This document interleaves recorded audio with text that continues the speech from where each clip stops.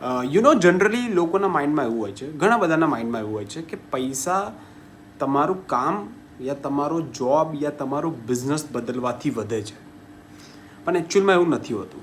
પૈસા તમારા જોબ યા તમારા બિઝનેસ બદલવાથી નથી વધતો. કેમ કે અગર તમે જોબ બદલો છો, એક જોબમાંથી બીજી જોબમાં જશો, તો જેમ કે તમે 1 લાખ રૂપિયા પર મંથ જોબમાં કમાવો છો, તો એ ડાયરેક્ટલી 2 લાખ પર મંથ તો નથી થવાના ને. એ થશે તો વધારેમાં વધારે 1,10,000 થશે, 1,20,000 થશે, હે ને. બટ એકચ્યુઅલમાં જે પૈસા વધવાનું કારણ છે ને, એ જોબ યા કોઈ ધંધો યા કોઈ કામ બદલવાથી નથી થતા. એકચ્યુઅલમાં પૈસા વધવાનું કારણ છે તમારું માઇન્ડસેટ.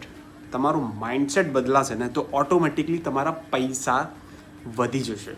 તો તમારે પહેલાં જોબ યા કંઈ બી વસ્તુ ચેન્જ કરતાં પહેલાં તમારે તમારા માઇન્ડસેટ પર કામ કરવાની જરૂર છે. તમારા માઇન્ડસેટને બદલવાની જરૂર છે. તમારા માઇન્ડસેટને અપગ્રેડ કરવાની જરૂર છે.